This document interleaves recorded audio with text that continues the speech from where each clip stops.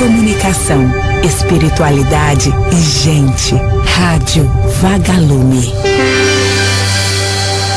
Começa agora. Mensagens que chegam pela manhã. Insights, músicas, interatividade, conteúdos que propõem mais consciência. Mensagens que chegam pela manhã. www.webradiovagalume.com.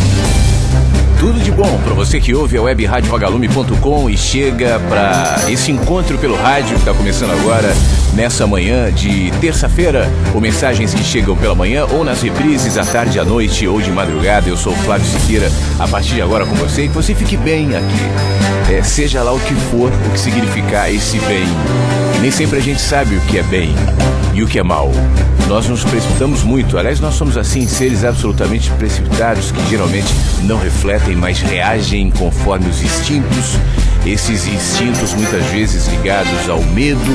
Então nós vamos reagindo, vivendo assim, reagindo, até quando de fato a gente para diante dos acontecimentos de maneira geral na vida e tenta refletir sobre eles e analisá-los sob a luz da consciência. O que é consciência? É tentar projetar sobre o que nos acontece significados, consciente de que não são os acontecimentos que impõem significados para que a gente simplesmente engula e aceite. Os acontecimentos são projetados por mim e por você, os significados da realidade nos acontecimentos. Então que a gente aprenda hoje, porque esse é um aprendizado de todos os dias.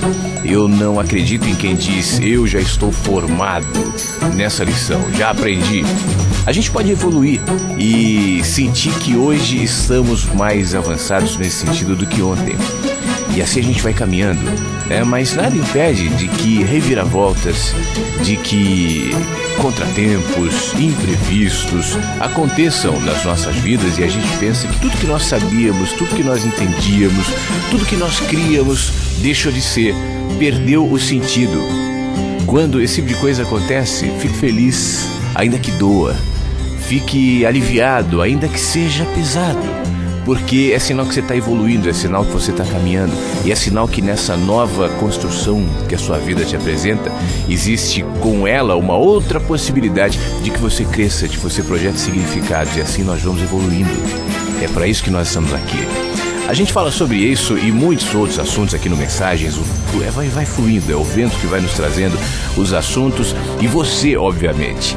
Por isso nós temos aqui um chat, eu não sei se você já entrou, aliás, deixa eu entrar no chat aqui, fica na página inicial aqui da nossa rádio. Se você for ver na parte da frente ali, logo no comecinho, tem chat. Eu acabei de entrar, já tem algumas pessoas ali, deixa eu ver, Gustavo Ferreira BH, Dilma Reis, Ana Lúcia, Darcy já estão lá, e eu também. E agora estou esperando você no chat da rádio, no e-mail contato@webradiovagalume.com, contato@webradiovagalume.com, aqui no Facebook, enfim, em todos os lugares que houver alguma possibilidade de você interagir, não abra mão, participe, interaja comigo. É bom saber que você está junto aqui no Mensagens que chegam pela manhã. Quero ouvir o que você tem a dizer, tá bom? Fique à vontade entre nós.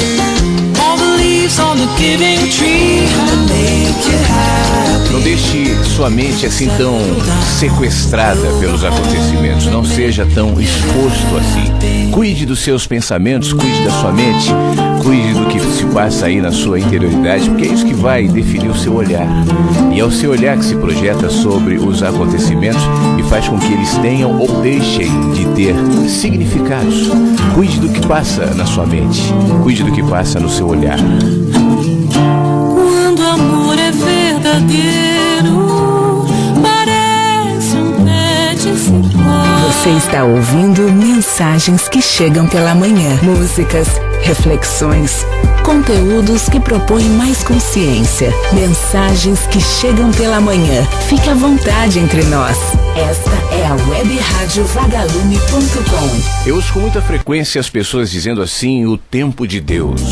As coisas aconteceram ou deixaram de acontecer conforme o tempo de Deus. E o que é, afinal de contas, essa coisa de tempo de Deus, né? Na minha opinião, tempo de Deus, porque isso pode variar muito, né? É muito... Eu me lembro de um trecho do meu livro do Éden, onde num diálogo entre o Ed, o personagem, e o anjo, há exatamente mais ou menos essa história assim. Eu acho esquisito quando as coisas boas acontecem e o ônus é para Deus. Graças a Deus. E quando as coisas ruins acontecem, eu fico bravo, eu questiono. Enfim, eu acho que as coisas não fazem sentido, como eu ouvia esse fim de semana uma pessoa falando, uma senhorinha dizendo assim: eu sei que eu mereço e eu não mereço, eu cobro de Deus essas coisas, eu mereço ganhar bem, eu mereço saúde, eu mereço prosperidade, eu não mereço que as coisas ruins aconteçam. E eu fiquei pensando nessa coisa do merecimento. Quem merece? Ou quem sente que merece? Ou quem julga que merece? Qual a referência para dizer eu mereço ou não mereço? Assim como, qual a referência para dizer o que é bom e o que não é?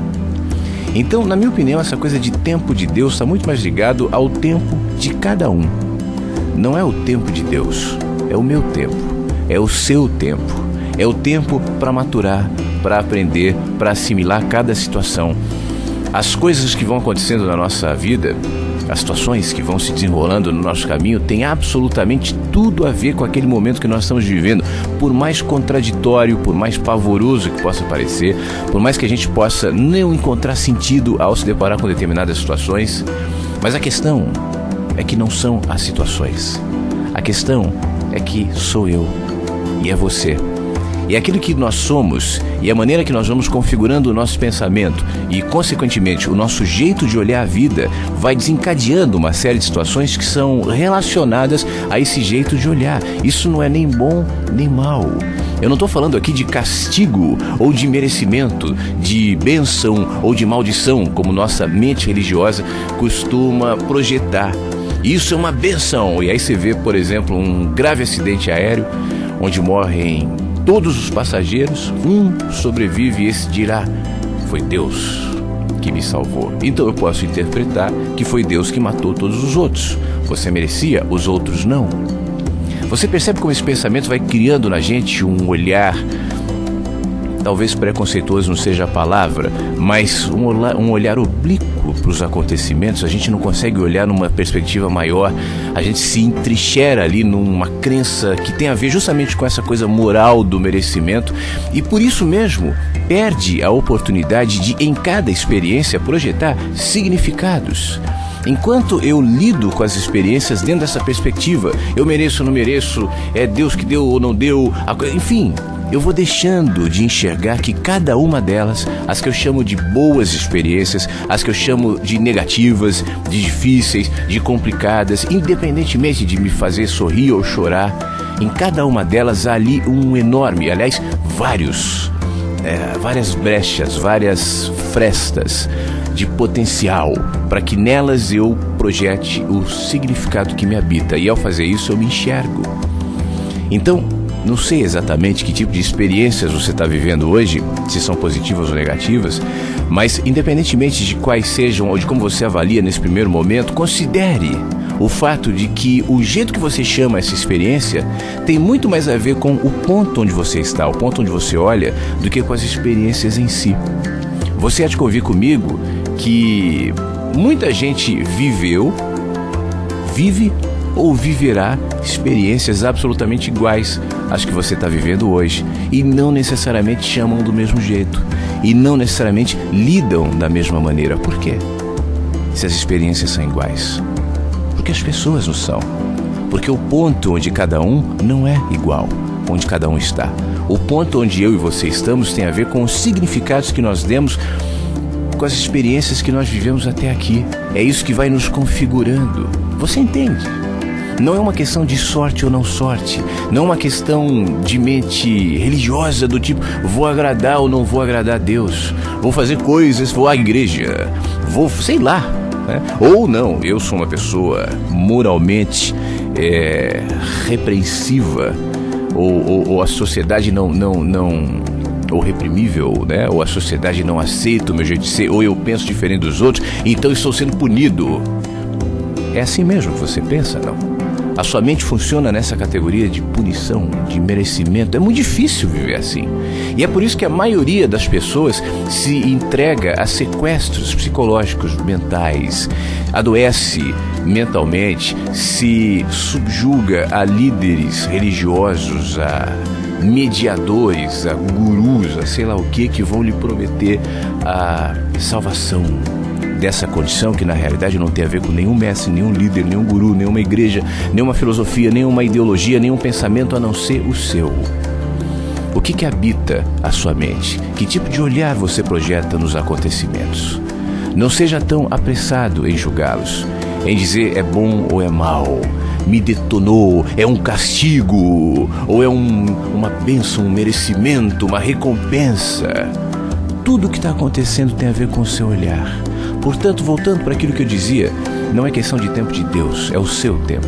Mesmo que seja um processo inconsciente, está muito mais ligado ao tamanho da sua percepção, o nível da sua maturidade e do quanto você está pronto para dar o próximo passo.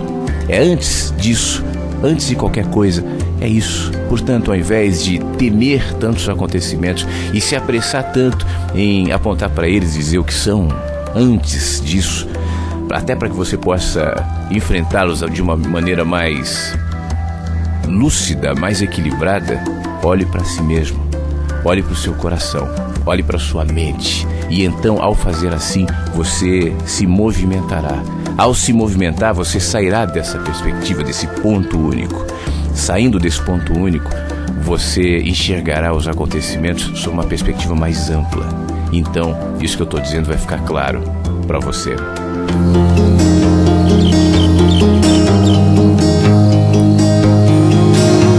Movimento, é isso que a gente precisa.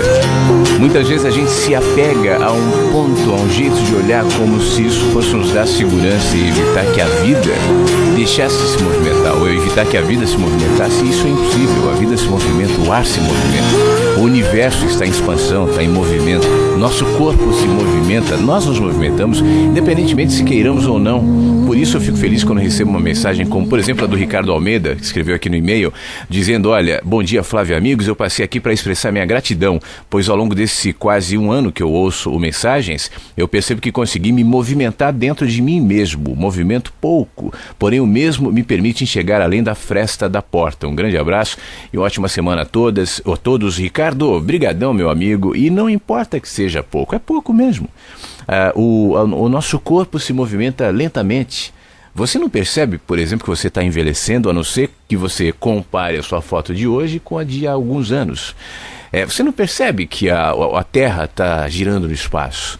A não ser quando, durante a noite, você se lembra que houve sol, houve manhã há algumas horas. Mas esse movimento do Sol, da Terra, ou melhor, em redor do Sol, a gente não percebe, né? Então os movimentos são sempre graduais, mas o fato é que antes você estava ali, agora você está aqui, daqui a pouco você vai estar lá. E perder o medo do movimento é fundamental. Quando a gente tem pressa de se movimentar, eu preciso enxergar, eu preciso entender tudo, aí a coisa fica complicada. Eu não gosto dessas filosofias, dessas ideias que vão incutindo na cabeça das pessoas a ideia de que estabelecendo referências, parâmetros de pessoas, abre aspas aqui, de alguma maneira evoluídas, e nós devemos chegar como aquela pessoa naquele ponto de iluminação. Isso é peso. Isso, cada um tem um jeito de ver, como eu já escrevi, cada jeito de olhar é um jeito, cada pessoa é um mundo, e cada mundo são muitos. Eu sou muitos mundos, você é muitos mundos, e o meu não está errado, e o seu não tem que ser como o meu, e o meu não tem que ser como o seu. A gente vai somando. Por que as pessoas são diferentes? Né? Por que fisicamente, eu estou dizendo, as pessoas são diferentes? Por que não tem ninguém exatamente igual a ninguém? Por que não seria assim no nosso pensamento? Né? Por que a natureza é tão cheia de diversidade? Por que as flores são diferentes? Às vezes descobre uma flor que ninguém nunca viu, ou um bicho que ninguém nunca viu. Às vezes você vê aí pelos sites foto de um animal que não se conhecia, de um peixe. Quem conhece todos os peixes? Né? Quem conhece toda a diversidade de planetas? O universo que hoje se especula não ser apenas um, mas muitos. Então tudo é muito. Por que a gente tinha que ser padrão? Porque as formigas são muitas. Muitos tipos de formigas, de aranhas, de baratas. Porque tem muitos tipos de cachorro, de gato. Porque a vida é tão cheia de diversidade. Porque há tanta vida no mar que a gente não conhece. Porque há tanta vida no planeta que a gente não faz ideia, né? Então os seres humanos é que tentam se padronizar, porque em nós se incutiu essa ideia que é muito propícia, muito favorável para quem quer dominar. A massificação é o ponto de partida para a dominação. Então, quanto mais parecidos nós formos, pensarmos, a nossa religião tem que ser basicamente a mesma, as nossas ideias têm que ser exatamente iguais. Tudo bem, aceita-se variações, mas que não ultrapasse o limite estabelecido, o limite de segurança estabelecido por aqueles que tentam nos dominar. Imagina como é que seria o mundo se as pessoas não quisessem, não tentassem, não pensassem da mesma maneira. Como é que se venderia tantos carros assim? Como é que se venderia, como é que se estabeleceria a moda? Como é que seria a moda? Essa coisa, ela está na moda, não está na moda. Como é que seria a moda? Imagina se as pessoas assumissem vestir aquilo que são. Então uns sairiam nus, outros sairiam com um pano, sei lá, e daí? Né? Como é que ia ser a vida? Eu sei que tem muita gente que ouve e fala, não, mas aí tudo sairia do controle, mas essa é a ideia. Tudo sairia do controle. Eu já ouvi com muita frequência, às vezes as pessoas vêm falar comigo dizendo assim, você fala essas coisas da religião, mas a religião é importante porque a religião traz um freio para a sociedade. Eu digo, essa é a questão, é o freio. É o freio. A religião não nos deixa pessoas mais ou menos morais ou éticas. É o contrário. Nos traz freios. E eu acho que freio não tem a ver com consciência. Se eu não cometo algo que a minha consciência condena, mas eu não cometo porque eu tenho medo, de alguma maneira esse ato que eu não cometi existe dentro de mim. E a maldade, ainda que não tenha sido explicitada num ato objetivo, mas ela está me corroendo e está me fazendo o mesmo mal. Isso não eliminou aquilo. Objetivamente falando, olha, não, mas é melhor que a pessoa... Não, tudo bem, não é isso que eu estou questionando, mas eu estou falando da gente, da nossa consciência, do nosso olhar, daquilo que se aprofunda em nós como sabedoria.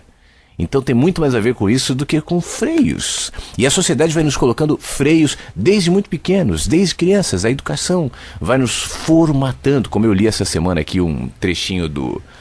Acho que está até aqui. Deixa eu pegar aqui do...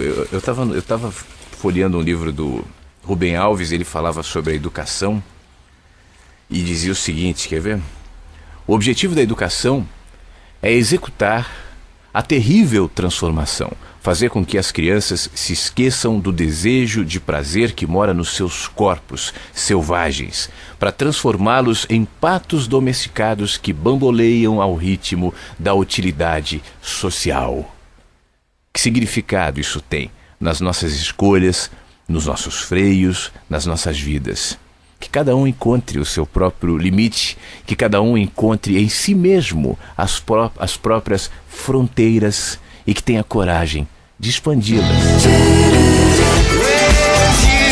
Eu fico muito feliz sempre que tem gente nova chegando aqui na webradioVagalume.com e hoje o Leandro mandou uma mensagem aqui no nosso chat. Ele está online ali com o pessoal, interagindo, dizendo, olha, é a segunda vez que eu ouço o Mensagens que Chegam pela Manhã, estou gostando muito. E eu fico muito feliz com isso, Leandro, não só que você está ouvindo, mas que você também resolveu entrar em contato, mandar sua mensagem, dizer, olha, estou aqui, passar a existir, deixar de ser um ouvinte anônimo, um quietinho e passar a interagir aqui com mensagens. Então seja bem-vindo, fique à vontade entre nós e muito obrigado pela sua audiência, pela sua presença aqui, tá bom? Mensagens que chegam pela manhã. Fique à vontade entre nós. webradioVagalume.com. As mensagens não param de chegar. Todo conhecimento, não importa em qual área, seja lá em qual área for, todo conhecimento expõe os limites da nossa ignorância. Quanto mais eu sei, maior a interface entre as respostas e as perguntas, que aumentam. Não há limites para os saberes. Você pode ser o grande cientista, você pode ser o grande sábio, o grande filósofo, a grande culinarista, o grande doutor. Sempre há o que aprender. A gente deixa de aprender num dia em que pensamos saber tudo. É preciso humildade para o cientista que se maravilha com o mundo e tenta decifrá-lo. Um místico sem humildade vai ser apenas um repetidor de fórmulas, estereotipado, presunçoso, preso nos casulos que cria para si e para os incautos. Então, a sabedoria, nesse caso, ao invés de humildade, de olhar expandido, de consciência, vai se transformar em fórmulas, em rituais, em estética, roupa, enfim, linguagem, né? Aliás, se você for olhar a religião, o misticismo, enfim, Basicamente, em muitos casos, é isso que acontece. Perdeu-se a humanidade. Eu acho que sabedoria, acho que consciência tem muito mais a ver com humanidade do que com estereótipos. E a gente acha que deve ser assim, e não é. Aliás, fazendo um parênteses aqui, outro dia eu tava... É que eu tô lendo um texto do Menino que Desceu pelo Céu, eu nem te avisei. Mas eu vou intercalando o texto com reflexões. Esses dias eu tava vendo um desses mestres qualquer aí, gurus indianos, eu nem lembro o nome do cara, mas Siri alguma coisa aí. E ele estava falando sobre a tal partícula de Deus, né? E o esforço do mestre era conectar essa descoberta, esse movimento científico, com a sabedoria dos Vedantas, né? E eu estava pensando, eu acho que os Vedas, né, trazem muitas coisas legais. Eu não estou aqui tentando desvalorizar ou diminuir nada. Mas a grande questão é quando a gente tenta, esse é o ponto, é se apoderar do que é livre, do que é selvagem, do que não cabe nas nossas caixinhas e usar isso para legitimar as nossas crenças, por melhores que sejam. Isso tem muita gente que faz com a Bíblia também. A Bíblia prova que o mundo é assim. Aí vem o debate do criacionismo e do evolucionismo. Darwin contra os religiosos, que é bobeira, né? O que é genuíno, o que é verdadeiro, a vida não cabe nas caixas.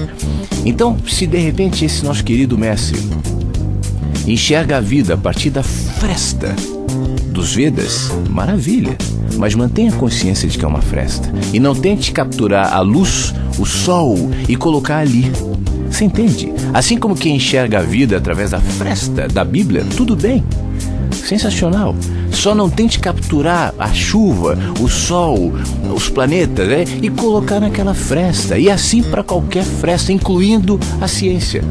A ciência é maravilhosa, é um jeito de olhar, é uma fresta, é um caminho, é uma observação, é uma construção, mas jamais é o sol.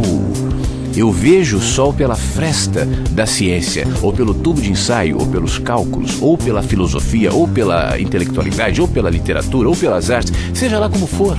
Mas tudo frestas, então não cabe aos Vedas, ou à Bíblia, ou à ciência, ou à literatura, ou à arte, ou o que quer que seja, pegar o que está acima dessas coisas e tentar transformá-la em penduricalho, em bibelô que legitima a minha crença. Então eu vou dizer aqui que a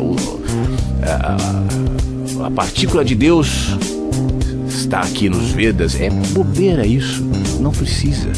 É tudo livre, é tudo genuíno. Eu não preciso dessa segurança, eu não preciso me agarrar, eu não preciso me fixar nisso.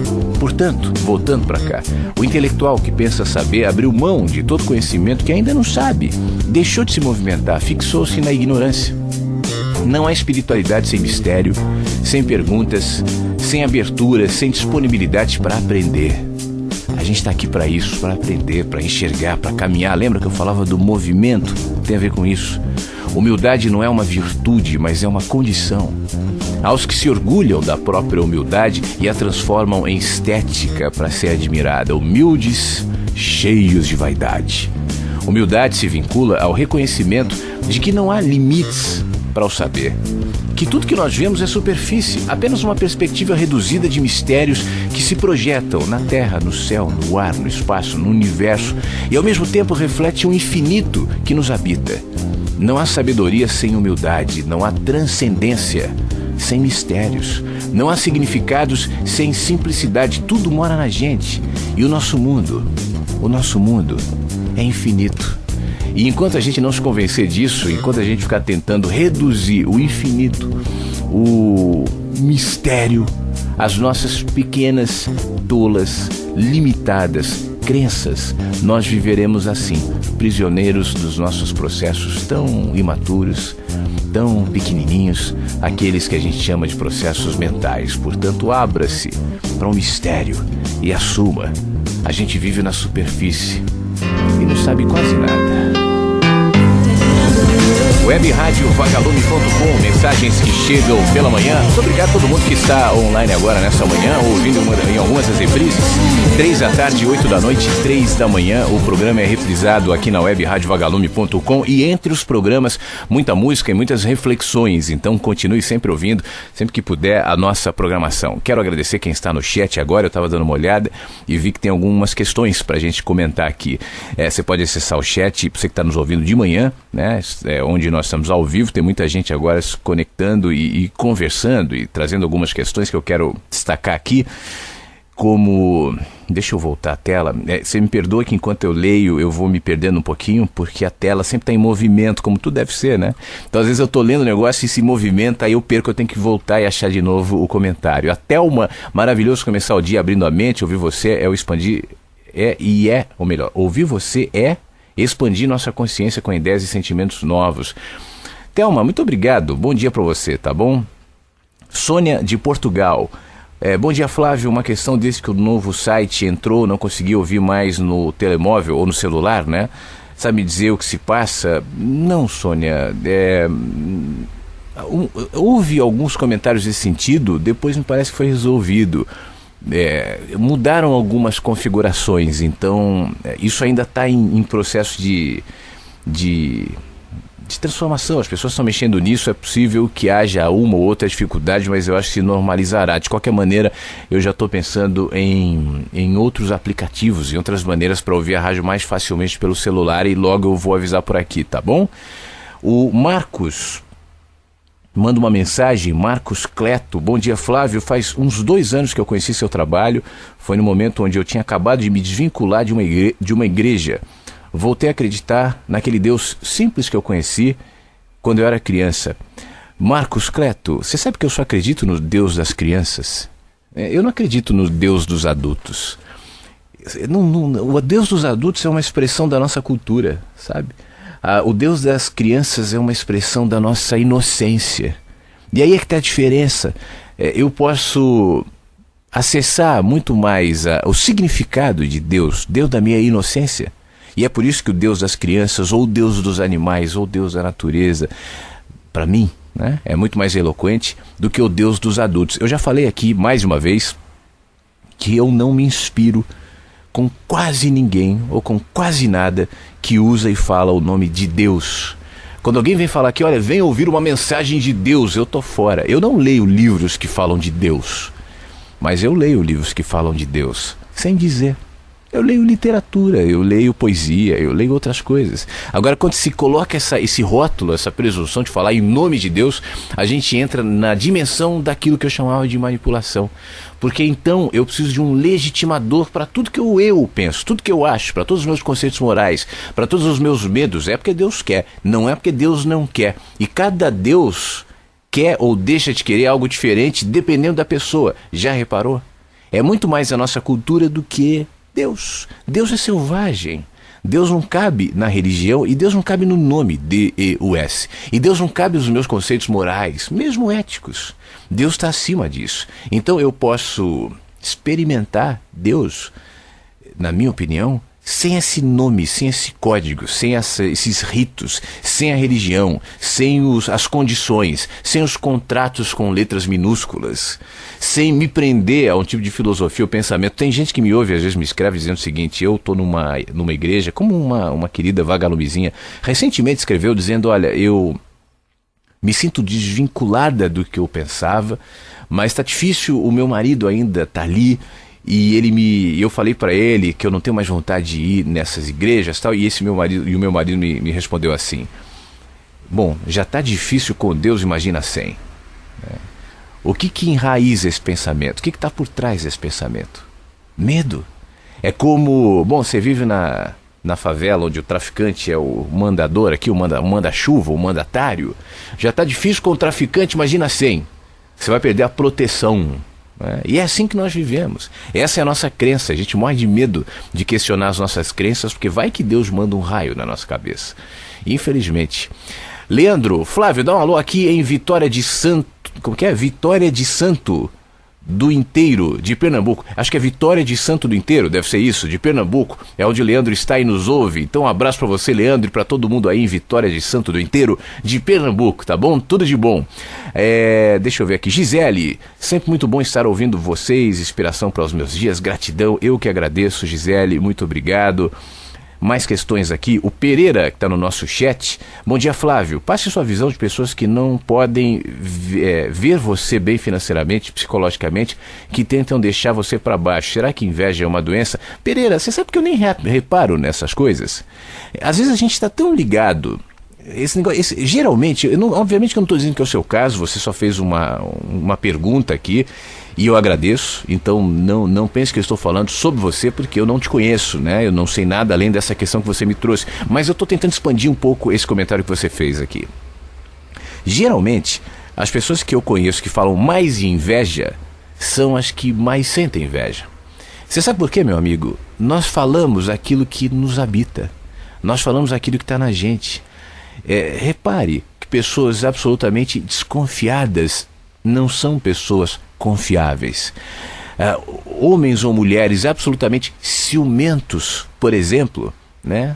Não se deve confiar. Não estou dizendo que a natureza da desconfiança que deve se projetar sobre essas pessoas tem necessariamente a ver com traição ou não traição, não é questão disso. Mas o ciúme expõe uma insegurança minha para comigo e aí eu projeto em você. Você entende? O mesmo vale para essa questão da inveja. Eu vejo muitas pessoas dizendo, não, põe aquele adesivo no carro, né? Não me inveje, trabalhe e tal. Geralmente eu desconfio de quem fala muito sobre inveja. As pessoas têm inveja de mim. Todo mundo tem inveja de mim. Não sei. Eu não estou dizendo que quem diz isso necessariamente seja invejoso. Mas existe dentro um tipo de fragilidade que faz com que eu veja, às vezes, comportamentos, olhares, comentários que não necessariamente são invejosos, como se fossem. Então, antes de qualquer coisa, num primeiro momento, é importante que a gente se revisione. Ao invés de falar, olha, as pessoas têm muita inveja. Não. Por que eu sinto isso? Por que eu acho isso? Por que esse é um tema para mim? As pessoas que têm inveja de mim. Por que isso me inquieta? Porque aqui entre nós, se porventura eu identificar, se houver alguém que por alguma razão tem inveja de mim, bom, isso não vai ser uma questão para mim, né? Isso não vai ser um problema. De verdade, eu não percebo. Não sei se tem ou não tem. Isso não é importante para mim. Então, antes da gente pensar nas pessoas que sentem inveja da gente, vamos tentar olhar para a gente entender por que a gente se incomoda tanto com isso e por que isso é um tema para nossa mente. Por que essa é uma questão nossa? As pessoas que têm inveja de mim. Eu tenho certeza que se você fizer esse exercício de autoavaliação, de reflexão, você vai encontrar respostas muito mais contundentes, muito mais sábias, enfim, do que simplesmente a gente ficar tentando analisar por que as pessoas sentem inveja da gente. Tá bom, meu amigo? Pense nisso e muito obrigado pela sua questão. Eu volto já trazendo mais questões aqui do chat e também do e-mail. Você pode escrever contato@webradiovagalume.com. Esse é o Mensagens que Chegam pela Manhã. Voar, subir.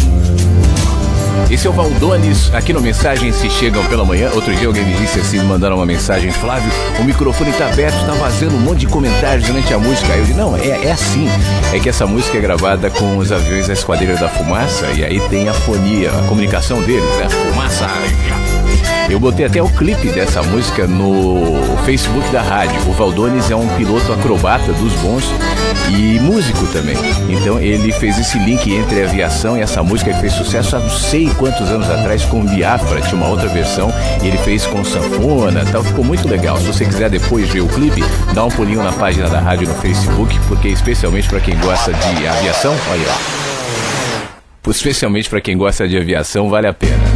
Mensagens que chegam pela manhã. Fique à vontade entre nós. webradiovagalume.com. As mensagens não param de chegar. O Leandro, ele corrige o nome da cidade dele, que eu achei que eu estava me confundindo aqui. Ele diz, o nome da minha cidade é Vitória de Santo Antão do Inteiro, de Pernambuco. Então tá aqui um beijo para todo mundo de Vitória de Santo Antão do Inteiro, de Pernambuco. Aliás, de Santo Antão, me lembra uma história, Leandro, do tal do Santo Antão.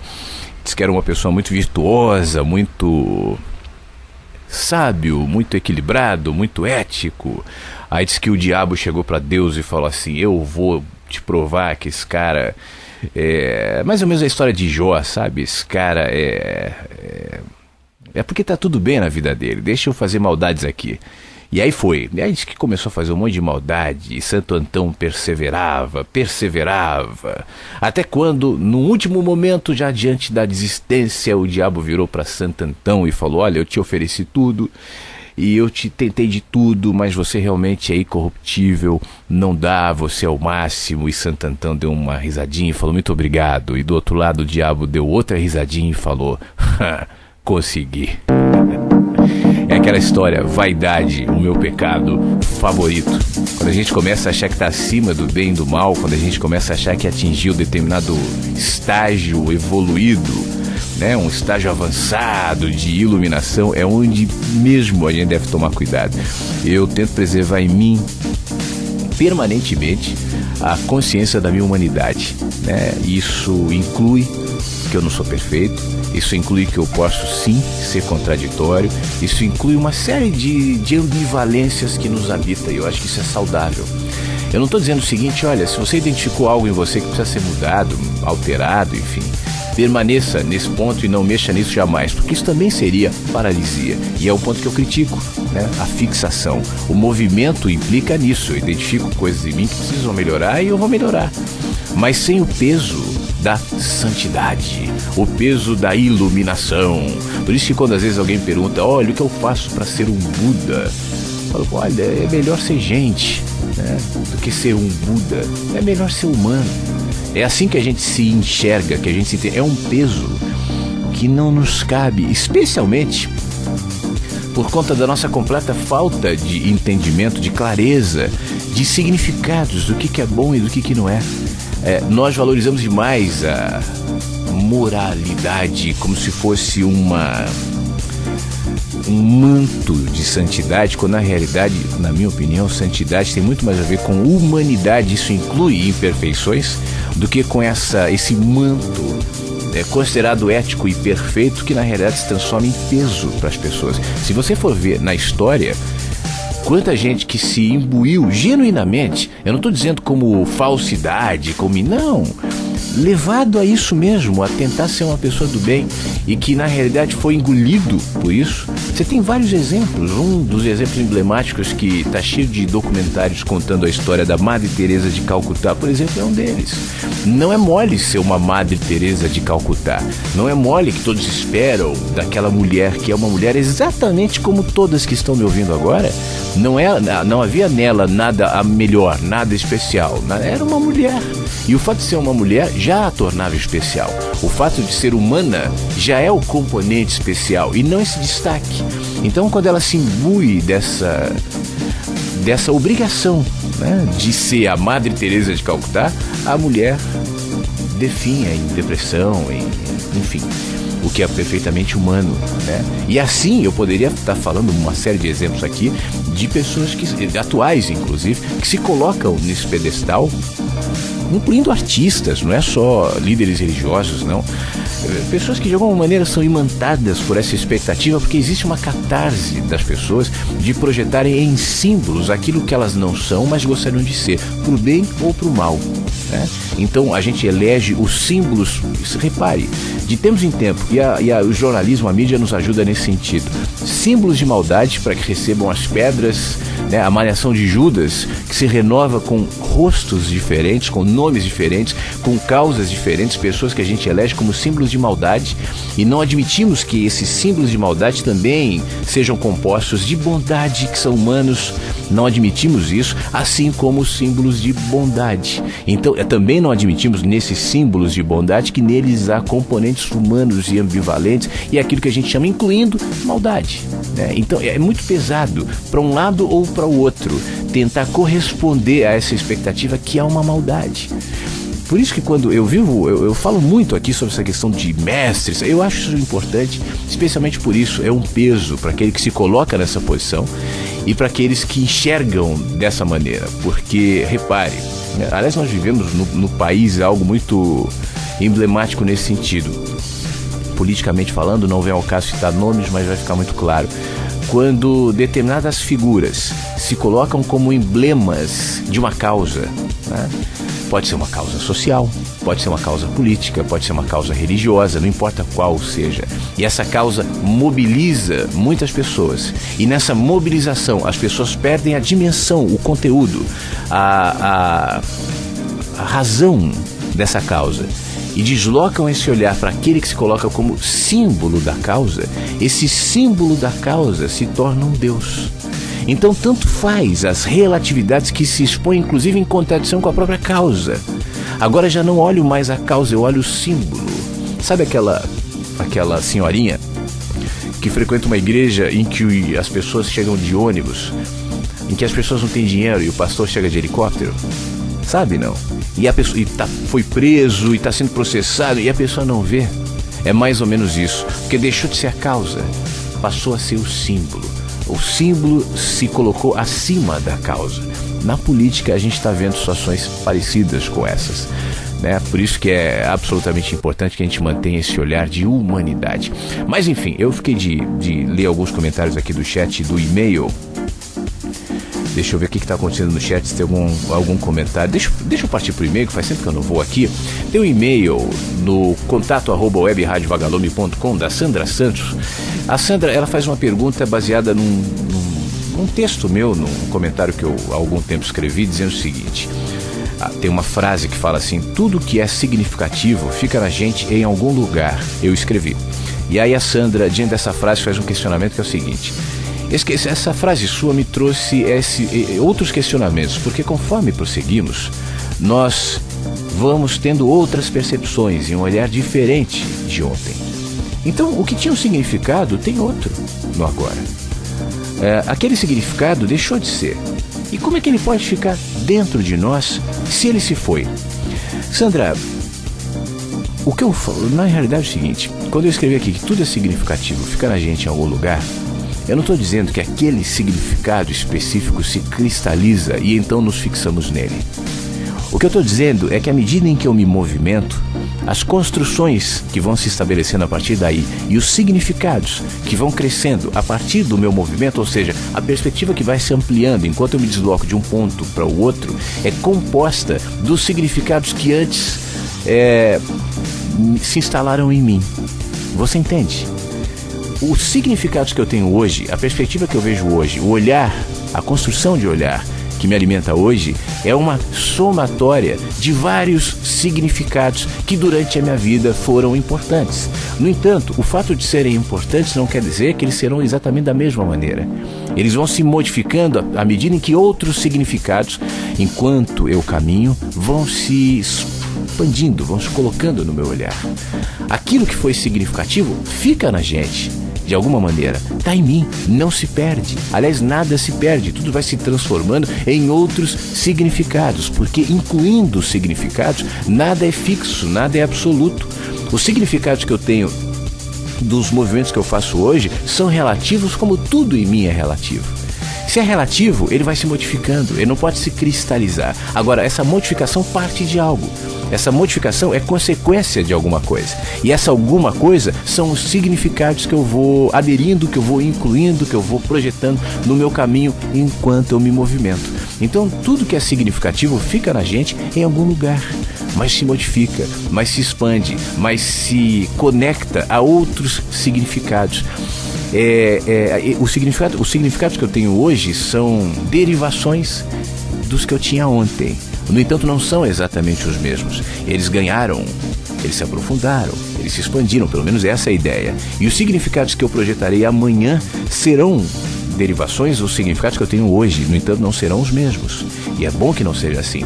Ontem eu estava brincando com meu filho num aplicativo que ele tem no celular, que muda o rosto. Você já viu isso, não? Pega o rosto dele, põe no meu no dele. É muito legal o negócio.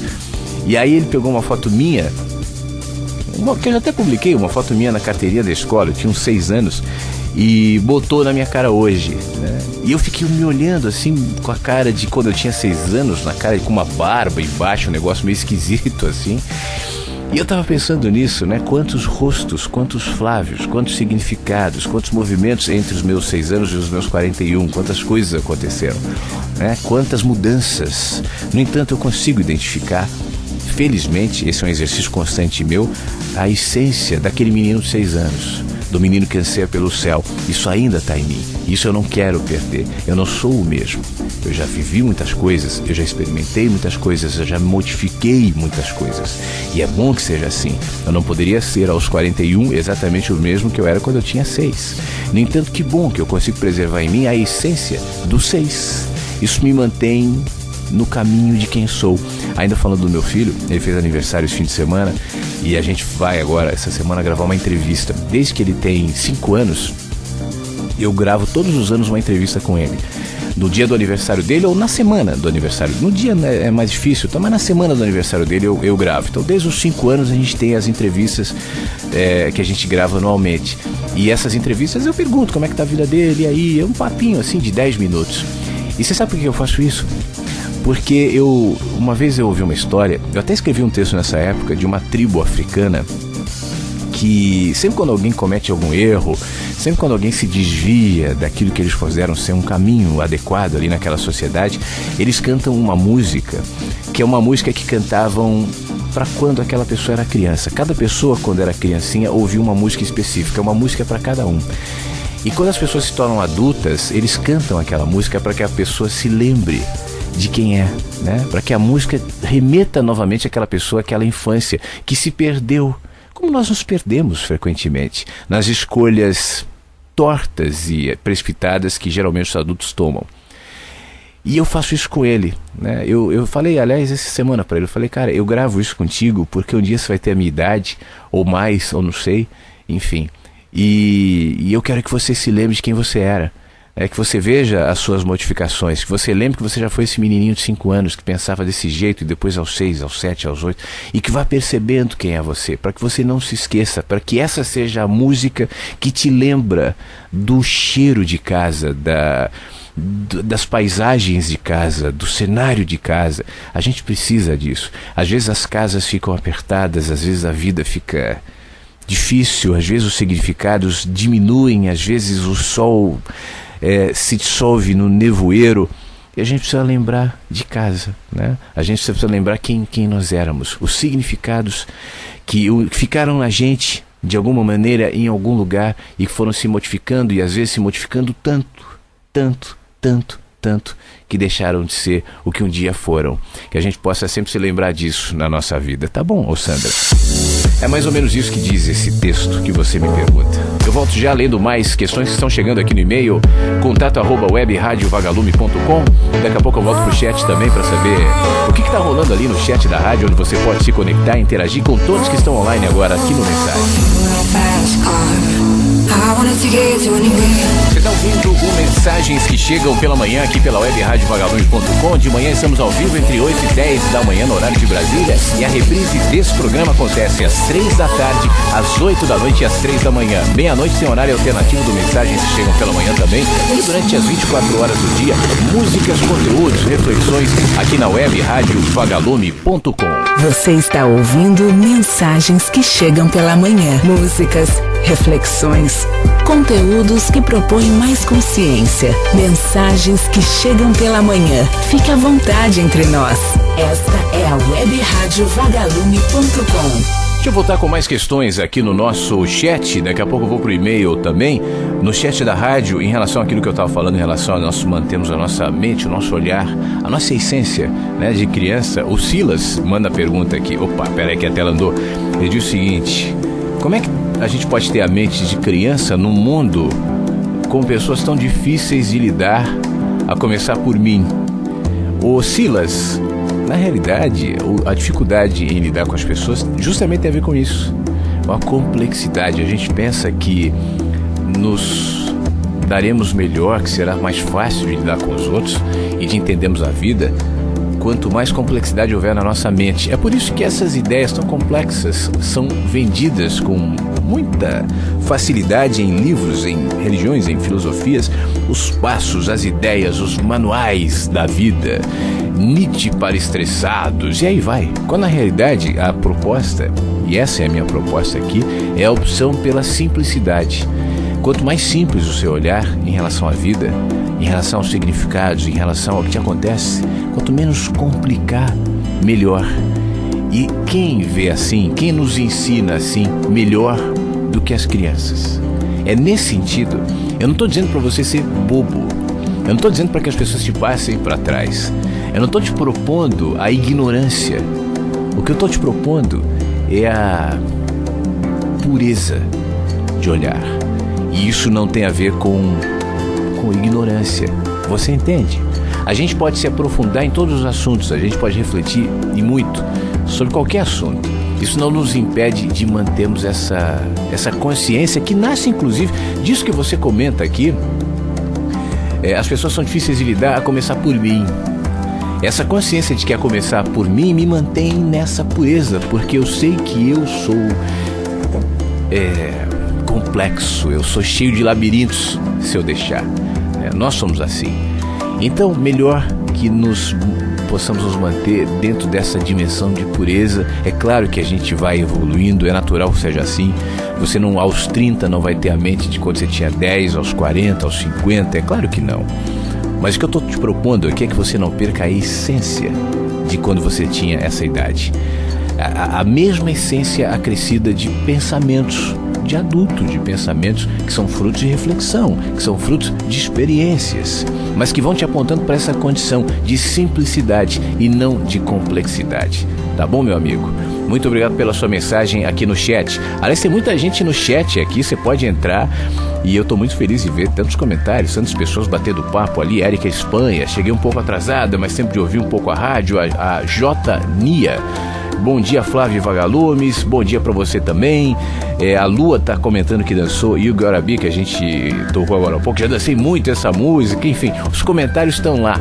Você pode entrar e conversar com mais gente. Por exemplo, a Lani Cruz acabou de entrar no chat. O Ramon, a Nina, a Tatá também acabaram de entrar no chat da rádio. Uma questão aqui na verdade é mais um comentário aqui no contato@webradiovagalume.com do Thiago Brito. No final das contas, sempre é a gente, o universo que somos, para onde nós vamos focar nossa atenção. Amor ou ódio, o mundo muda quando muda na gente. Gratidão, Flávio, um abraço. O Thiago é de Presidente Prudente, em São Paulo. Tudo de bom para você, meu amigo. É o meu olhar mesmo. Se em mim habita oceanos, se em mim habita céu, é assim que eu vou ver a vida. Agora, se em mim habita ruídos, se em mim habita vulcões, é assim que eu vou ver a vida. As pessoas às vezes fazem muita confusão quando dizem o seguinte: então a realidade não existe? Como não, se eu vejo? Na realidade, o que eu tento dizer aqui é que realidade existe. Claro que existe, mas a realidade é uma construção do seu olhar. À medida em que o seu olhar muda, a sua realidade muda. A gente tem muita ansiedade de resolver os problemas, de mudar as situações, quando na realidade poucas vezes a gente para pensar que os problemas ou as situações ou as experiências em si são experimentadas por um olhar, por uma consciência que está em determinado ponto da vida. Quando você se desloca daquele ponto, as suas experiências, mesmo que se mantenham exatamente nas mesmas configurações, mudam os significados. E isso muda tudo, porque quando muda o significado, seu jeito para lidar com as experiências vai mudar. Você entende, não? Não é uma questão mágica. Eu não estou dizendo, olha, mude a sua mente. Isso é um negócio que me irrita. Desculpa, mas me irrita quando alguém vem com essas histórias assim: olha, a física quântica diz que o olhar do observador modifica, então pense que você quer isso e aquilo. E não é questão disso. Não é transformar em alquimia, não é uma modificação de textura, de objetos, de situações. É muito pelo contrário, e é muito mais profundo do que isso. A mudança de olhar é capaz de um monte de revoluções, mas a partir das atitudes que eu tomo com esse olhar que se transformou em mim. E por isso mesmo, as situações se modificaram, porque eu não vejo mais daquela maneira. Tem um filme, é uma comédia já meio antiga, que chama... não me lembro como é que chama, é com Jack Black. E a atriz é a... Eu sempre confundo, não é Cameron Diaz, é Gwyneth Paltrow, que ele namora uma mulher que é muito gorda e tal, mas ele não o vê. Ele tá meio enfeitiçado por uma paixão que faz com que ele veja aquela mulher sempre muito esbelta, muito bem cuidada e tal. E os amigos não, veem como ela é. Isso vai gerando uma série de situações engraçadas no filme, até quando ele enxerga de fato ela como fisicamente é. Mas isso mostra um pouco da gente, né? Qual o problema? Ele estava feliz Tava bem. Qual o problema se os amigos viam ela daquela maneira? Ele era absolutamente orgulhoso da namorada que tinha, extremamente apaixonado. Tava feliz, tá bom. Tá bom. É o nosso olhar. É o que nos habita, que se projeta em códigos. Tudo na vida é linguagem, né? Então, os dilemas, os labirintos, as esquinas, os tropeções são linguagens. Assim como aquilo que nos traz paz, aquilo que nos traz alegria, isso é linguagem. A vida é decodificada, a vida é aquilo que me habita, é aquilo que sou, é o meu olhar. E ela é decodificada nas minhas experiências, naquilo que eu chamo de bom, naquilo que eu chamo de mal, na maneira como eu vou nomeando a vida. Portanto, modifique o seu olhar e tudo será consequência natural, não como um passe de mágica, tá bom? O Gilberto Coelho me salva, que o nome do filme que eu comentava é O Amor é Cego, ele manda aqui no chat. Obrigado, viu, Gilberto? É isso aí, O Amor é Cego. A Érica Espanha também me salvou aqui, também disse o nome, enfim, é isso aí. Muito obrigado pela salvação aqui dos amigos que estão online no chat da rádio. Deixa eu ver o que mais está chegando aqui no e-mail. contato@webradiovagalume.com. Uma pessoa que pede para manter-se no anonimato, então não vou dizer o nome. Ela diz o seguinte: eu quero falar sobre maldade. Toda vez que eu ouço essa palavra, algo me incomoda. O que é maldade? Se não uma definição moral. Como dizia, se não tivermos freio, tudo é possível, tudo, inclusive a maldade. Caso contrário, estaremos nos encaixotando, não acha? Só posso ser eu se for livre. Você só é o Flávio sendo livre para ser. Entende o que diz aqui a nossa amiga? Consigo me fazer entender? São só questões, abraços a todos, tal. Você tem razão. Agora há pouco eu estava falando sobre a questão Deus. Repare que para aquilo que nós achamos de bom ou de ruim, a gente precisa de uma legitimação. Outro dia eu estava vendo um debate, eu não sei também porque eu perco tempo com essas coisas, eu confesso, mas às vezes eu perco. Era um debate de um religioso com um defensor de causas LGBT. E aí, não era um religioso, eram alguns religiosos, ali era uma sessão plenária no Congresso. E aí eu me lembro que alguns diziam o seguinte, tentavam provar pro defensor das causas LGBT, que é um cara também cheio de ideologias e tal, que aquilo estava errado porque Deus não queria. Por quê? Não, porque você vê que a natureza é assim, ó, assado. Só há procriação entre homem e mulher. Aqueles argumentos, né, que não fazem sentido nenhum. Onde não há procriação, não há bênção de Deus. Aí eu pensava, bom, então aquele senhor de cabelo branco que está falando aquilo, casado provavelmente, deve se abster de qualquer relação com a sua mulher, porque já certamente não há mais procriação. Então ele está cometendo, segundo o que ele pensa, o mesmo erro do outro. Porque se a legitimação, se a questão é a procriação, então é ele que se coloque nisso também. Mas enfim, a gente sempre está com essa coisa de que Deus quer, Deus não quer, enfim. Quando na realidade tirar esse absoluto das nossas reflexões nos deixa sem chão. Por isso que eu dizia no começo do nosso encontro aqui, as pessoas dizem que a religião nos traz freio. E muita gente diz, quem não crê em Deus não tem moral, não tem como, bobagem. Não tem a ver com isso. O que regula o meu senso ético e moral, muito mais do que qualquer ação sobrenatural, qualquer lei absoluta, são os códigos de relacionamentos em que eu me proponho a existir. Eu vivo numa sociedade, eu vivo numa cultura, então eu vou seguir as regras, as leis dessa sociedade. Por exemplo, eu vou aqui para um pêndulo, aqui para um oposto, para uma coisa grande aqui. Matar. É errado matar? Bom, eu não gosto de matar nem mosca, não mesmo. Agora, você deve pensar como eu. Mas nós nos apoiamos o soldado herói da guerra, o policial que mata o bandido, e você num caso de legítima defesa, enfim, tudo está relativizado ao ponto onde eu vejo. Você entende? O ato de matar, na nossa mente, se relativiza. Eu aceito em determinados casos, eu não aceito em determinados casos. Então, o que gera esse absoluto? Senão o ponto de onde eu vejo. Já que é relativo, já que isso se modifica de acordo com a situação, isso tem a ver que, na medida em que eu me movimento e enxergo em outra perspectiva, não é? Se você concorda que há relativizações nisso, você não tem como negar o que eu estou dizendo. Dependendo de onde eu vejo, isso ganha um ou outro significado. Um exemplo mais bobinho, assim, que eu já dei algumas vezes aqui. Você já saiu pelado na rua? Aí do seu prédio, pegou o elevador pelado, bom dia para a senhorinha do quarto andar e foi embora para o trabalho, foi pegar o ônibus ou o carro peladão, não? Já fez isso? Por quê? Um dia de muito calor, por exemplo. Porque existe uma regra na nossa sociedade que não permite. Se você fizer isso, os policiais, os guardas municipais, enfim, vão tirar você de circulação, vão te enrolar num pano e vão levar você para alguma delegacia ou para algum hospício, não sei, né? No entanto, se você andar pelado na sua casa, há problemas. O que os muros, as paredes da sua casa determinam na questão absoluta de ética e moral, no fato de você estar pelado? Dentro pode, fora não. O que está regulando aí essa questão? É o olhar dos outros. É a vida em sociedade, são os códigos. O jeito que muitas mulheres andam hoje era considerado imoral há 50 anos, há 100, há 200 anos, ou é ainda considerado imoral dependendo da cultura. Por exemplo, nos muçulmanos, nos islâmicos, a mulher em público sem véu é considerada uma pessoa que está transgredindo ali o que eles consideram ser um comportamento, uma ética.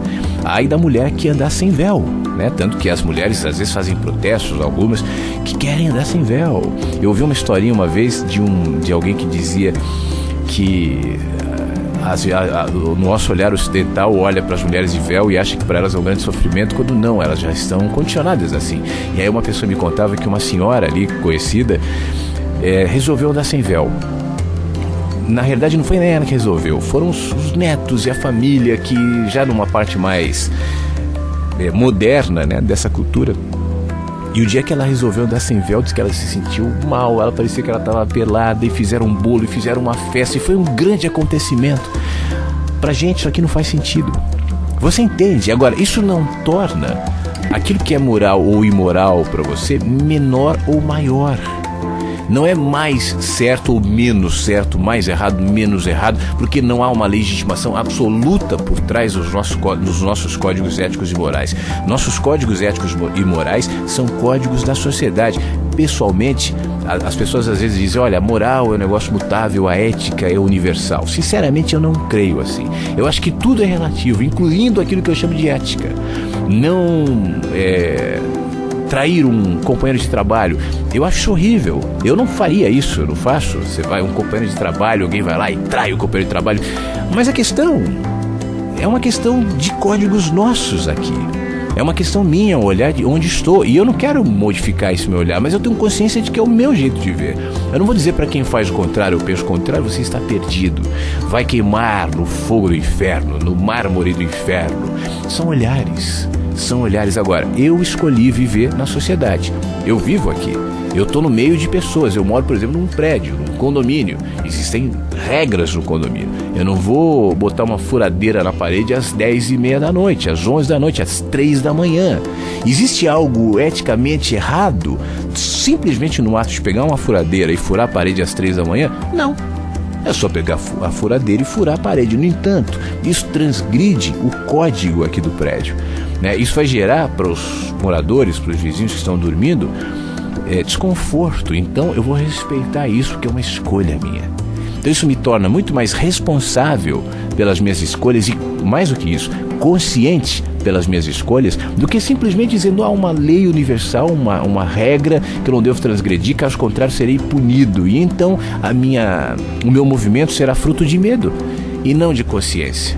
Eu entendo quando você pede aqui para não se identificar dizendo que isso é uma questão polêmica e tal, porque certamente a gente prefere acreditar, não, é Deus que mandou, não é Deus que mandou, tem que ser, não tem que ser, porque eu não assumo as responsabilidades das minhas escolhas e a consciência de quem estou sendo. Então é muito mais fácil projetar isso numa ética universal, inquestionável e imutável, e quando muda, eu entro em parafuso, porque muda. Aquilo que a sociedade considerava como comportamento, incluindo linguagem, incluindo escolhas cotidianas, éticas e morais há alguns anos, não é a mesma de hoje. E quem garante que daqui a 100 ou 150 anos será igual? Por isso que as pessoas mais velhas bem mais velhas, às vezes olham para a sociedade que não entendem, às vezes veem os pensamentos que não entendem, né? Porque as pessoas vão se modificando, e os costumes, e os hábitos, e os olhares, e dizem, este mundo está perdido.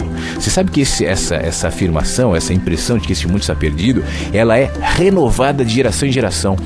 As pessoas idosas que olham hoje para as mais jovens e dizem esse mundo está perdido, provavelmente foram objetos da mesma frase, da mesma exclamação quando eram jovens. E os avós olhavam e diziam a mesma coisa. E esses avós que diziam a mesma coisa também foram objeto dessa afirmação quando os avós lá de trás também diziam, e assim será. Você provavelmente daqui a 30, 40, 50 anos vai olhar para a nova geração, para as pessoas que vêm com outro olhar da vida e vai dizer a mesma coisa. Este mundo está perdido.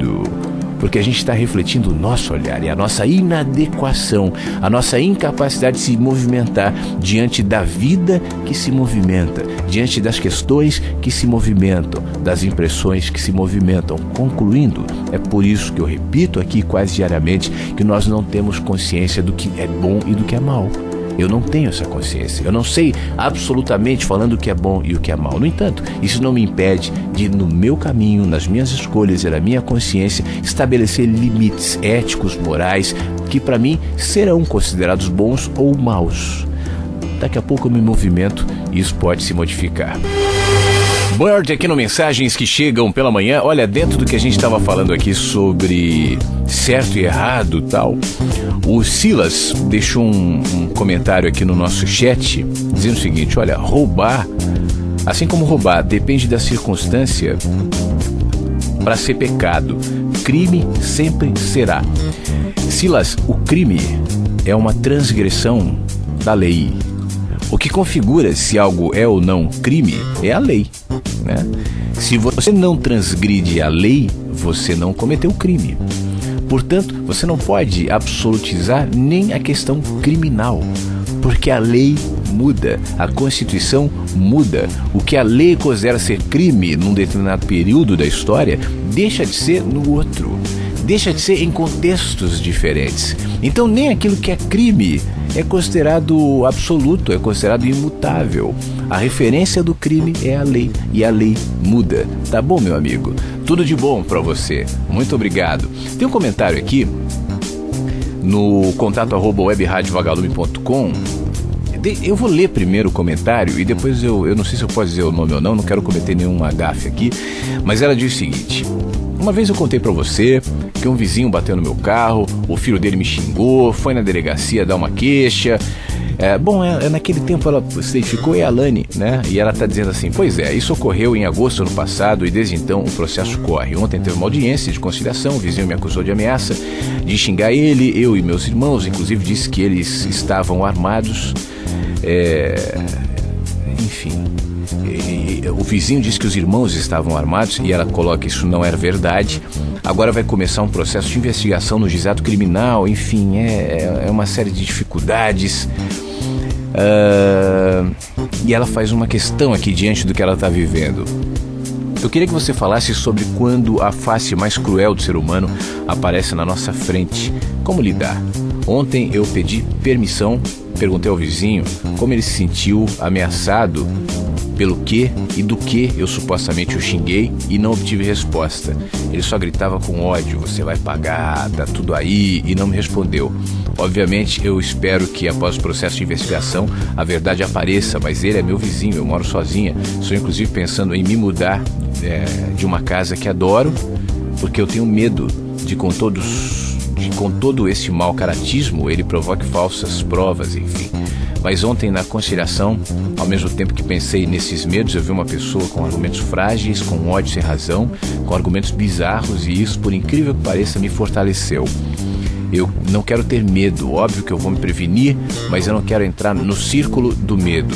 Enfim, vamos continuar a batalha, vou te mantendo informado e tal. E ela faz um último comentário aqui. Uma amiga cristã sempre fala que tem uma passagem da Bíblia que diz que não há nada em oculto que não seja revelado.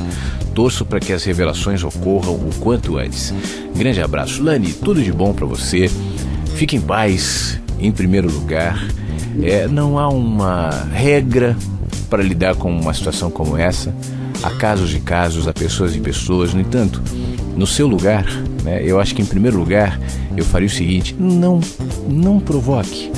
Eu sei que a sua intenção não é essa, mas ir ao vizinho para perguntar por que ele se ofendeu, tal, para ele a coisa é interpretada como tal, porque diante da desproporcionalidade do que ocorreu e da ação absolutamente distorcida desse seu vizinho em relação a você e os seus irmãos, o que indica é que nele há uma disposição em ver as coisas de uma maneira torta. Provavelmente, Lani, ele acredita nessa versão. Dificilmente alguém assume que está enganando, que está mentindo, que tá distorcendo a realidade. Dificilmente alguém assume isso para si mesmo. Ainda que intimamente ele saiba que não foi assim que aconteceu, ele vai repetindo tanto isso para ele, como forma de expurgar tantos males que habitam a alma dele e que não tem nada a ver contigo e nem com essa situação. E, no entanto, por não saber lidar, por não saber olhar, por não saber dar respostas a algo que talvez venha desde muito cedo nele, ele precisa de, como eu falava agora há pouco, a gente vai elegendo símbolos de bondade e de maldade. A gente vai elegendo meios, formas de alguma maneira canalizar aquilo que está ruim na gente, e a gente vai elegendo culpados, a gente vai apontando, seja para uma briga no trânsito, seja para uma discussão com um cônjuge, ou nesse caso, briga entre vizinhos, o que quer que seja, tudo vira meio, tudo vira uma fórmula para que eu, a partir daquilo, eu conquiste um meio de fazer uma catarse minha, sabe? Então ele está tratando dele de maneira, na minha opinião, enganosa, de maneira distorcida, porque não vai resolver. Ele só está tentando desviar aquilo que ele não quer enxergar em si mesmo e projetar em você. Quanto mais consciência você tem de que ele está tratando dele, que a briga não é contigo, mas é com ele, ainda que ele te eleja como escudo nessa relação, como distração para que ele não veja que as causas são as dele, mas ele está apontando para você. Então, quanto mais você percebe isso, menos você se coloca diante dele e dele mesmo. Você entende, não? Eu acho que tudo bem tratar isso no âmbito judicial, já que a questão chegou a esse ponto, mas não entre tentando buscar, pelo menos não nesse momento, reflexão, consciência, lógica, razão deste homem que já deixou muito claro que não tem. Ele tem medo do que está dentro dele. Isso é medo, isso é reação de medo, né? Quando a gente tem medo, a gente ataca. Como os animais que atacam, geralmente são animais ou famintos ou com medo. Um animal tranquilo, alimentado, não vai atacar. O ataque é uma resposta do medo. E ele está com medo. Então, quanto mais você se coloca nessa condição de tentar confrontá-lo, mais alimento você vai dar para esse medo. E porque ele acredita no que ele está fazendo, porque ele acha que ele tem razão, mais intensa será a resposta e o combate dele. Então, desabilite isso, projetando nessa história uma energia, entendo o que eu vou dizer, de amor. Agora, o que eu estou dizendo com energia de amor? Eu não estou dizendo vá na casa dele, toque a campainha e diga: meu querido vizinho, eu trouxe aqui um café da manhã para você, uma flor. Bom, se você sentir que isso é um caminho, tudo bem. Mas talvez não seja necessariamente essa a atitude que o amor te manda tomar. Às vezes o amor nos manda ficar quietos. Às vezes o amor nos manda afastar. Às vezes o amor nos manda uma série de coisas que não tem a ver com esse estereótipo que as pessoas pensam que o amor vou abraçar o meu vizinho. Talvez não. No entanto, se preencha dessa energia do amor para que você saiba o que fazer. Eu não posso te dizer se muda ou não se muda, vai ou não vai. Eu conheço muito pouco essa história, não sei o que você me contou na época e está me atualizando agora. Mas não se contamine por essa energia dele, que é uma energia de medo, que se projeta em você como se de alguma maneira você tivesse sido responsável pela desproporcionalidade dos atos dele. Os atos dele são desproporcionais porque desproporcional é o olhar dele em relação a quem ele é. Por ser assim, ele tenta projetar quem ele é em todas. Provavelmente não é só contigo, provavelmente no trabalho dele, provavelmente com as pessoas que se relacionam mais intimamente com ele. Arrombos nesse sentido acontecem. Você entende? Ou rompantes assim acontecem. Então, pacifique-se em primeiro lugar, projete esse entendimento de que o cara está respondendo o medo dele e tente responder em amor, sabendo em cada atitude qual é a proporção correta da sua resposta. para que ela não alimente ainda mais essa situação que é uma distorção, que é fruto do medo. Tá bom, Lani? Fique bem, beijo pra você, muito obrigado, tá? Fique bem.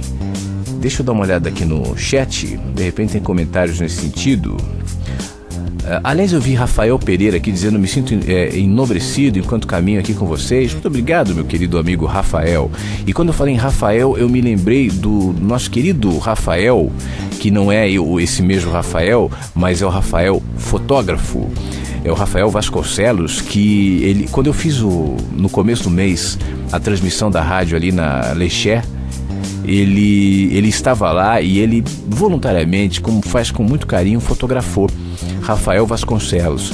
E aí ele tinha me escrito recentemente dizendo: olha, você não chegou a publicar todas as fotos, tá? As pessoas estão me cobrando. E olha, eu te confesso, Rafael, que eu me esqueci. E agora eu vi ali na página da rádio que ele tinha compartilhado, e eu compartilhei para a linha do tempo. Então, se você entrar no facebook.com/web rádio Vagalume, você vai ver todas as fotos que o Rafael tirou desse último encontro que houve em São Paulo, essa transmissão da rádio, que foi um negócio assim de um dia pro outro, lembra? Eu avisei: olha, amanhã vai ter transmissão lá, e as pessoas foram na cafeteria, foi muito legal. Então tem algumas fotos que o Rafael tirou ali na página da rádio. Eu mais uma vez agradeço o meu amigo Rafael. Outros comentários aqui no nosso chat.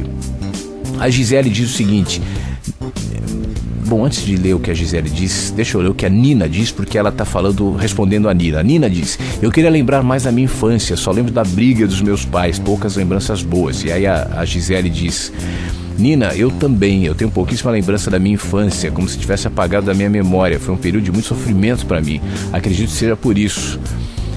Emerson Leonardo deseja bom dia para todo mundo. A Ana: a infância é uma fase mágica de nossas vidas. Essa leveza da infância é essencial para enfrentar as eventuais durezas da idade adulta. Ok, tá bom. Deixa eu dizer uma coisa, essa coisa da infância, né? Quando eu falo sobre o resgate da criança que fomos, eu não estou dizendo que a gente deve necessariamente lembrar de detalhes da nossa infância. Pode ser bom, né, em alguns casos, em outros nem tanto. O que eu estou propondo aqui é que nós possamos recuperar um olhar ingênuo da vida, um olhar selvagem da vida, um olhar crédulo para as pessoas. Eu não estou dizendo para as ideias, para as filosofias, para as religiões, mas para o caráter das pessoas. Essa abertura que faz com que as crianças vejam Deus na conchinha da praia. Você entende? Todos nós passamos mais ou menos situações difíceis na infância, pelo menos a maioria de nós, né? Mas que a gente não se prenda a elas. A infância certamente não foi composta só de situações ruins, ainda que em casos isso pode ter sido o predomínio. No entanto, aquele que um dia você foi, né, aquela criança que um dia você foi, ainda vive em você. Você é ainda essa criança. Você hoje é a expressão, uma variação, uma faceta de algo que você já foi. Nós somos muitos. Nós somos todos que já fomos e os que ainda seremos. Lembre-se disso, para que mesmo que você não tenha a lembrança objetiva dos seus acontecimentos de infância, mas que você recupere em algum ponto de você a pureza, a beleza, a liberdade, o ser selvagem que um dia todos fomos enquanto éramos crianças. Eu volto daqui a pouco com a última parte. Então é o último momento para você mandar sua mensagem e a gente interagir nessa manhã, ou se você ouve nas reprises à tarde, à noite ou de madrugada aqui no Mensagens. O e-mail é contato@webradiovagalume.com ou aqui no chat na página da rádio também. Eu te desejo não parar pra recomeçar. Cama, mesa e banho, amor para recomeçar. Ainda sobre o caso do vizinho, um comentário que chegou aqui no nosso chat da Ana Cláudia. Ela disse assim: olha, essa agressão, esse ataque do vizinho é porque ele está externalizando um sofrimento, né? No fim das contas, a gente sempre está falando da gente. Quando você ouve alguém falando sobre seja lá o que for, reagindo em relação ao que quer que seja, entenda grande parte daquele contexto, daquela reação, como uma confissão. Nós estamos nos confessando muito mais do que a gente imagina. Eu, pessoalmente, acredito que existe uma teia de comunicação que nós mesmos projetamos, que sai dos poros, da mente, do corpo, da gente, a nossa energia, que se expande de uma maneira tão absurda, que é muito possível você capturar, você identificar isso. E os comportamentos são muito claros nesse sentido, eles estão respondendo, né, aquilo que nos habita, para o bem ou para o mal. Comportamentos de ódio, de agressão ou comportamentos de amor. A gente está se colocando, se fazendo, se pondo naquilo que somos, no nosso olhar. Quando você lida com as pessoas, uma pessoa que vive contigo, uma pessoa que, enfim, né, você pode sentir isso. Eu, quando vou responder um e-mail aqui, eu tento me conectar a essa energia que transcende o que está sendo dito, sabe? Às vezes dá, às vezes não, mas a ideia é tentar capturar isso, porque isso fala muito mais e está presente. A gente está se confessando, a gente está falando, e essa energia de todos se projeta numa energia mais ampla e mais densa, que Jung, por exemplo, chamava de inconsciente coletivo, né? Isso se projeta em comportamentos, isso se projeta em ideias, em conceitos. Às vezes, você repara, historicamente falando, o mundo está mais propício a um determinado olhar, uma postura, um posicionamento, uma inquietude, ou não. Isso é cíclico, né? E tem a ver com a energia das pessoas, que somatizam e se transformam em uma energia só. Essa dicotomia é muito interessante. A gente, de maneira, na minha opinião, saudável e correta, se sente indivíduos, e eu acho importante que assim seja. Mas chega um momento que você entende que o indivíduo, ou individualismo, ou ego, não diz tudo sobre nós. Cada vez mais para mim fica claro que eu, Flávio, né, sou apenas uma expressão, uma linguagem de uma energia maior. A nossa mente, que é fragmentada e que existe dentro do tempo e do espaço, e o tempo e o espaço são fragmentos do absoluto e do eterno, então nós só conseguimos pensar dentro dessa fragmentação quando a gente lida com essas questões de que eu sou um fragmento de algo maior.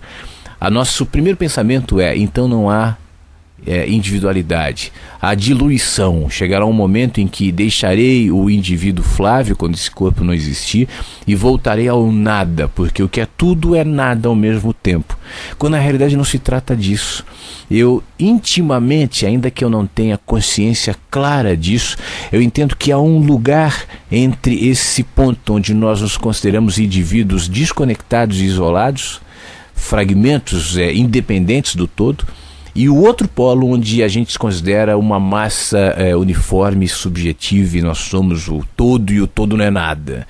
Existe um ponto de consciência nessa história que me vincula ao todo, ainda que eu seja eu. E isso é lindo, porque quanto mais essa ideia vai se maturando em você, mais consciência do coletivo você vai alimentando no seu olhar. E no fim das contas, eu já escrevi sobre isso, eu acho que consciência nada mais é do que essa percepção. A consciência, mais do que um processo individual, é um processo coletivo. É por isso que a gente se assusta, como agora há pouco eu estava dizendo, olha, mesmo aquilo que nós consideramos crime, errado, mal, imoral, não deixa de ser um comportamento, não deixa de ser fruto de uma consciência coletiva. Quando essa consciência coletiva muda, os nossos valores também mudam. Talvez esse seja um retrato disso que eu estou querendo dizer, de uma maneira prática, né? Nosso comportamento moral, nossas leis, o que é certo e o que é errado, o que é imoral, o que é aceitável, o que não é. E obviamente que eu tenho os meus códigos, você também. E obviamente que os nossos códigos, de maneira geral, são balizados pelos códigos sociais. Isso não diminui a importância e o valor dos nossos conceitos. Não é por isso que nós não devemos ter. Eu tenho os meus freios morais, eu tenho os meus freios éticos, e eu não tenho nenhuma, pelo menos hoje, eu não tenho nenhuma razão para tentar alterá-los. Mas eu também sei que eles são frutos dessa consciência coletiva. Imagine, por exemplo, que amanhã você acorda e que não há ninguém no mundo. Ninguém, acabou. Não tem mais ninguém no mundo, só tem você. Você é o último habitante do mundo, do universo, todo mundo sumiu. Não tenha dúvidas que os seus padrões de ética, de moral, de certo e de errado vão mudar. né? Até como fruto desse isolamento. Mudam, porque você perde os pontos de referência. Então não há mais leis, não há mais ética, não há mais moral, porque você perdeu a referência que é o outro. Você entende? Então a gente tem que ter... Tem uns que preferem eleger esse... Não é o outro, é Deus. É Deus que diz que... Bom, tudo bem. Agora o problema de pensar assim é que na medida em que você muda, e você muda, na medida em que as pessoas mudam, e as pessoas mudam, na medida em que os conceitos mudam, e os conceitos mudam, você vai ter que se fixar nesse ponto absoluto, onde você diz a imutabilidade de valores, e aí é um problema. É por isso que durante tantos anos, e ainda hoje, a ciência e a religião têm dificuldades em andar em compasso, porque à medida que a ciência mostra alguma coisa que vai em desencontro com aquela convergência de pensamentos, de códigos comunitários que a religião unge como se fosse Deus, quando há incompatibilidade nisso, a resposta é a agressão, né? Ou a invalidação daquilo. Então é preciso que a gente mantenha esse arejamento de olhar, para que então a gente viva sem medo, tá bom? Deixa eu ver o que mais aqui, eu vou ver os últimos comentários de hoje para a gente encerrar.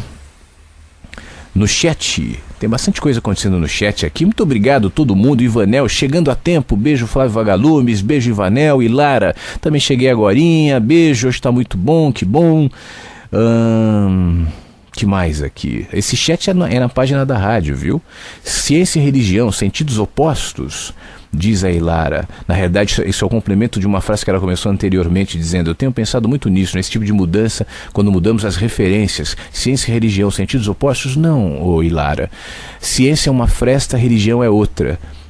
Tanto em uma quanto outra eu posso olhar o lado de fora, eu posso olhar o sol, eu posso olhar o céu, eu posso olhar a vida toda. A gente está, como eu dizia agora há pouco, ou como eu vi dizendo aqui, num quarto escuro, né? Aqui não há luz, mas há janelas, e elas eu posso abrir.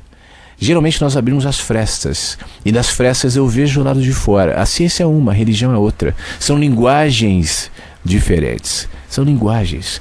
Religião eu estou dizendo no sentido mais amplo, tá? No sentido de transcendência, de espiritualidade, de saber que, e de intuir que a vida é mais do que corpo, carne, sangue e órgãos, regulamento moral e ético, trabalho, prosperidade, aí deu. E saúde, doença e casamento, não. Mais do que isso, o sentimento de que algo mais é religião. Os animais têm religião. Não se projeta como a nossa. Felizmente, porque nós somos seres que se apegam ao poder, e o poder nesse caso é saber a mente de Deus. Então você está aqui, ó, no livro, ó, aqui, ó, Deus pensa assim, Deus não pensa assado, você está errado, você está certo, isso é poder, né? E aí a gente constrói a religião em cima disso. Mas o sentimento de transcendência me remete ao infinito. A ciência é assim, a ciência não tem fim. A ciência é sempre uma pergunta atrás de outra, a filosofia é assim, e a religião poderia ser assim, e é em alguns aspectos. Não é quando se fecha e vira um clube que existe para se autopreservar, uma instituição que só existe para se preservar. Aí deixa de ser religião. Mas eu não vejo incompatibilidade entre uma coisa e outra, tá bom? Deixa eu ver as últimas questões. Antônio Pereira, gratidão Flávio, programa perfeito para embalar esse lindo dia em Porto Alegre. Muito obrigado, meu querido Antônio. O Antônio que vai fazer um evento, ele está fazendo um site que é o Mundo Incrível, e ele vai fazer um evento domingo, dia 1º, não é isso, Antônio? Na Redenção, aqui em Porto Alegre. E eu quero convidar as pessoas a irem. Depois, na semana que vem, mais próximo ao evento, Antônio, eu vou dar mais dicas aqui, mais questões. Mas quem quiser, quem estiver em Porto Alegre, quiser conhecer o Antônio e o que ele vai fazer e tal, vá à Redenção. Vale a pena, o Antônio é um cara super do bem. A gente tomou café semana passada, eu sei que ele é um cara que está seguindo o caminho dele e tentando fazer construções de amor. E por isso eu apoio o projeto dele, a gente gravou uma entrevista, daqui a pouco ele vai divulgar, enfim, tem muita coisa boa. Muito obrigado, Antônio, por você estar aqui. Vamos na semana que vem falar mais sobre o encontro lá da Redenção, tá bom? Carla Saqueto, bom dia, Flávio, bom dia, Vagalumes, bom dia a todos. Muito obrigado, Carla, e muito obrigado a todo mundo, né, que de alguma maneira esteve aqui no nosso chat, que esteve no nosso e-mail ou no Facebook e participou do Mensagens que Chegam pela Manhã, que está terminando. Nosso encontro fica por aqui. Muito obrigado mais uma vez, e será repetido nas reprises que acontecem diariamente. Então hoje às 3 da tarde, às 8 da noite e às 3 da manhã. Tem mais mensagens que chegam pela manhã. Meia-noite tem horário alternativo do nosso programa. Deixa eu ver o que vai rolar, não sei se eu vou conseguir ver aqui a tempo. Todas as viradas de dia, né? Meia-noite, você tem um tema assim de um programa que já foi. Então hoje é terça para quarta. Aquete-se é o programa que vai ao ar hoje meia-noite. Aquete-se é um programa do ano passado. Então se você puder, ouça à meia-noite também o nosso Mensagens, tá bom? No mais, olha, fique bem, pense no que falamos. Eu não tô falando nada novo aqui, eu não tô criando nenhuma filosofia, eu não tô falando nenhuma ideia que um dia eu estava dormindo, uma luz apareceu e uma voz me contou e eu estou aqui. Eu tô falando do que está dito na vida há muito tempo, desde sempre. Eu tô falando daquilo que os seres mais simples nos dizem com a linguagem deles. Mas a gente está tão complexo, a gente está tão cheio de labirintos que a gente não entende. Portanto, desapegue-se da complexidade, projete-se no simples, então você se entenderá.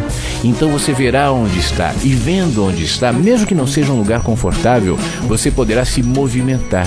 E nesse movimento, o desconforto cede lugar a paisagens melhores, a olhares melhores, mais amplos, mais expandidos, mais profundos da vida. Tudo que nos acontece, todos os cenários, né, todos os acontecimentos têm bilhões de perspectivas, de olhares, de potencialidades, e nós vemos não necessariamente o que as coisas são, nós vemos onde estamos. Se você só vê de um jeito a vida inteira, e é sempre um jeito muito ruim, muito difícil, muito limitado, muito encurralado, é porque é assim que você está por dentro. Então, muito mais do que se inquietar com os acontecimentos, olhe para dentro, veja onde você está e questione por que você se fixa tanto nesse ponto. A vida não é assim, difícil, ruim, como tantas vezes parece. Mas nós é que nos apegamos em encurralamentos, em perspectivas tão limitadas por medo. Movimente-se, perca o medo e veja mais, tá bom? A nossa programação continua, 24 horas de músicas e conteúdos aqui na web rádio vagalume.com. E se tudo der certo, amanhã às 8 da manhã no horário de Brasília eu volto com mais um Mensagens ao Vivo. Grande beijo, um ótimo dia, uma ótima noite, onde quer que você esteja, pense no que conversamos, se cuida e até mais.